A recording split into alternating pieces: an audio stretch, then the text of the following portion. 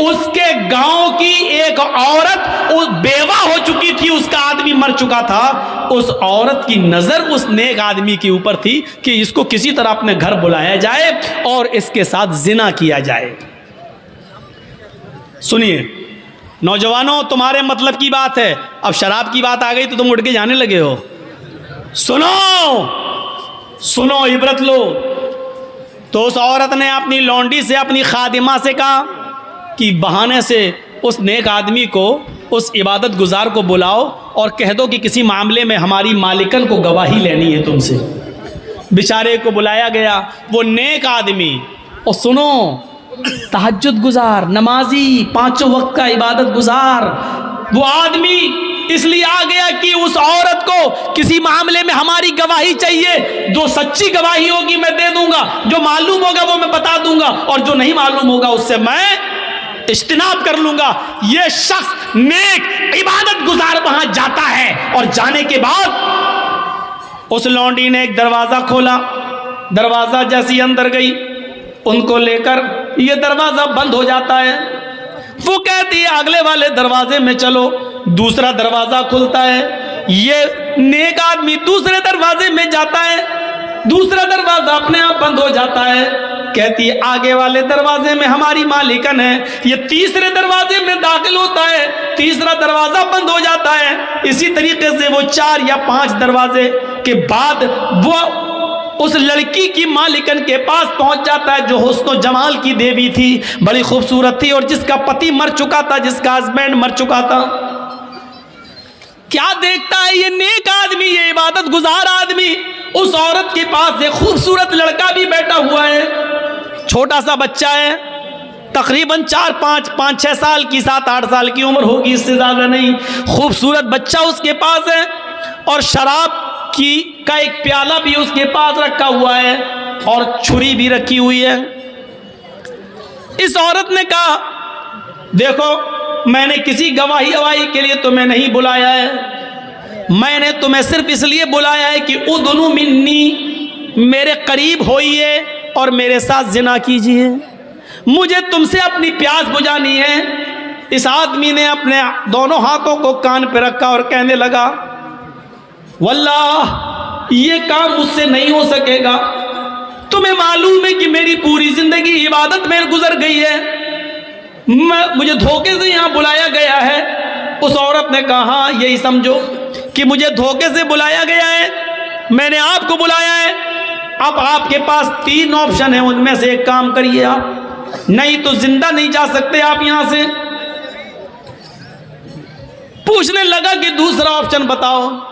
उसने कहा मैं 2 ऑप्शन और देती हूं, या तो मेरे साथ जिना कीजिए, जिना नहीं कर सकते तो ये छुरी उठाइए, इस खूबसूरत जो बच्चा बैठा 7-8 साल का, इस बच्चे को कत्ल कीजिए, या तो मेरे साथ जिना कीजिए या इसके साथ इसको कत्ल कीजिए।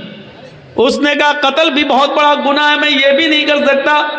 फिर उसने कहा कि अगर कत्ल भी नहीं कर सकते हो तो फिर ये शराब का प्याला जो रखा हुआ है, शराब के प्याले को पी लीजिए। उसने जब देखा कि मेरे बचने का कोई रास्ता नहीं, तो वही मामला था, बड़े गुनाह से बचने के लिए छोटा गुनाह कर लिया जाए, अपनी जान को बचाने के लिए। यहां तो शिर्क करने को भी नहीं कहा जा रहा है, सिर्फ शराब पीने के लिए कहा जा रहा है। चलो जिना करने से और कत्ल करने से बेहतर है कि शराब का प्याला उठाकर पी लिया जाए। लिहाजा इस नेक आदमी ने शराब का प्याला उठाकर पी लिया। शराब का प्याला उठाकर पी लिया तो इसको थोड़ा मजा आ गया।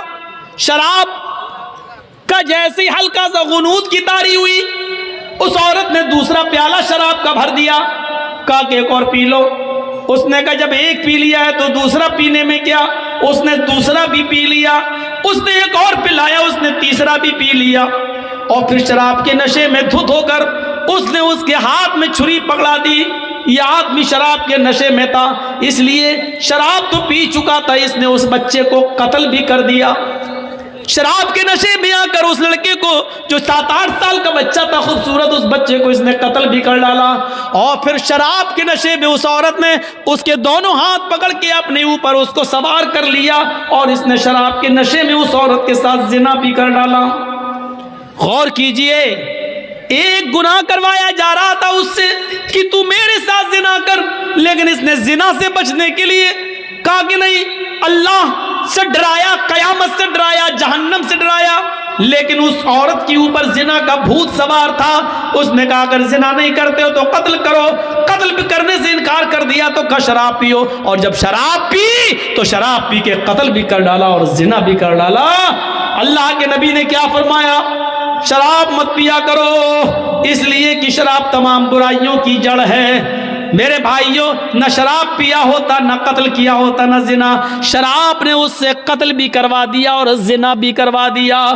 फिर ये आदमी मेरे भाइयों जिंदगी भर शराबी बन गया है, गलियों में घूमता फिरता और लोगों से शराब की भीख मांगता फिरता। ये एक जन्नती आदमी था, लेकिन एक बार शराब पीने के बाद इसकी दिल की दुनिया बदली और इस हाल में मरा कि मरते वक्त भी ये शराब की बोतल मांग रहा था, शराब का प्याला मांग रहा था, शराब मांग रहा था। और फिर आकर शराब नहीं मरा, नहीं मिली और ऐसे ही मर जाता है।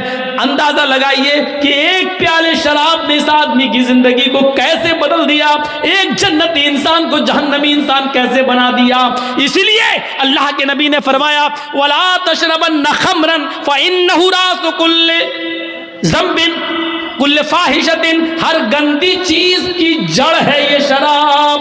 नौजवानों, इस शराब को तुम हाथ मत लगाया करो, छोड़ दो इस शराब को। एक अंसारी ने दावत की मदीने के अंदर, हज़रत अली की, अब्दुर्रहमान इब्न औफ की और बहुत से सहाबा की। जब दावत कर दी, उस ज़माने में शराब हराम नहीं हुई थी, शराब की हुर्मत का ऐलान नहीं हुआ था। उस अंसारी ने सबको खाना खिलाया और खाना खिलाने के बाद शराब का जाम भी पिलवा दिया।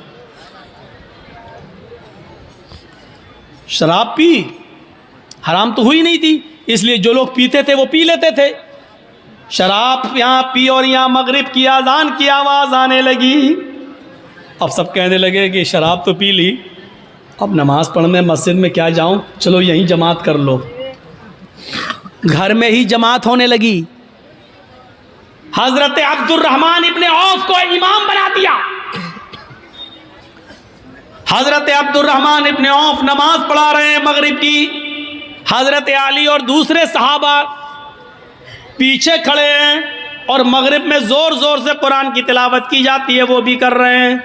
शराब अपना रंग दिखाने लगी, दिमाग पे चढ़ने लगी और यहाँ कुरान की आयत पढ़ रहे हैं, अल्हम्दुलिल्लाहि रब्बिल आलमीन अर्रहमानिर रहीम मालिकी यौमिद्दीन इय्याका नअबुदु व इय्याका नस्तईन इहदिनस सिरातल मुस्तकीम सिरातल लज़ीना अनअमता अलैहिम गैरिल मग़दूबि अलैहिम वलद्दाल्लीन। गाड़ी सही चली यहाँ तक। इसके बाद उन्होंने आने लगा, चढ़ गई, अब नमाज में है, बिस्मिल्लाहिर्रहमानिर्रहीम, अब कुरान की सूरत शुरू हो गई। कुल या अय्युहल काफिरून ला अअबुदु मा ताबुदून। कुरान की आयत यही है, लेकिन ये क्या पढ़ रहे हैं नमाज में?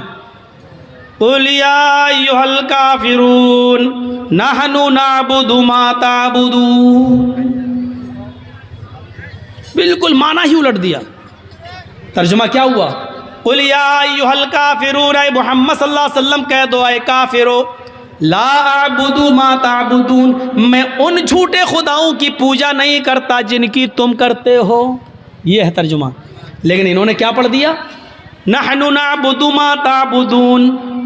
ऐ मोहम्मद सल्लल्लाहु अलैहि वसल्लम कह दो क्या है काफिरो, मैं भी उन झूठे खुदाओं को पूजता हूँ जिनको तुम पूजते हो, मैं भी उनकी इबादत करता हूँ जिनकी तुम करते हो। माना ही बदल गया। अल्लाह अल्लाह करके किसी तरह नमाज ख़त्म हुई, वहाँ अल्लाह के नबी के ऊपर कुरान की आयत नाजिल होती है, या अय्युहल्लज़ीना आमनू ला तक़रबुस्सला व अंतुम सुकारा हत्ता तअलमू मा तक़ूलून। आई ईमान वालों तुम नमाज के करीब मत जाओ जब तुम नशे में हो। यह आयत नाजिल हो रही है अल्लाह के नबी के ऊपर। ऐ मुसलमानों, ऐ ईमान वालों तुम नमाज के करीब मत जाओ जब तुम नशे में हुआ करो, तो नमाज के करीब मत जाओ। उस वक्त तक न पढ़ो जब तक कि तुम उन बातों को समझने न लगो जो तुम्हारे मुंह से निकल रही हैं। तुम्हें खुद नहीं मालूम ला आबुदु मा ताबुदून पढ़ना है कि नहनु नाबुदु मा ताबुदून पढ़ना है, तुम समझ ही नहीं पा रहे हो। जब तक तुम अपनी जबान से निकलने वाले जुमले और वर्ड्स को समझने न लगो तब तक तुम नमाज न पढ़ो। सहाबा के ज़मीर झंझुड़ गए, या अल्लाह ये शराब इतनी ख़राब चीज़ है कि अल्लाह ताला ने नमाज जैसी इबादत को मुलतवी कर दिया।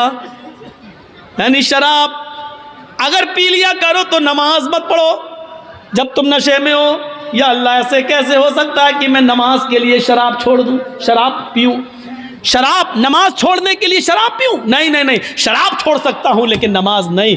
इस आयत ने उनके ज़मीरों को जगा दिया। मुसलमानों, ईमानदारी के साथ बताओ हमारे ज़मीर कितने जागे हुए हैं शराब के ताल्लुक से? कितने?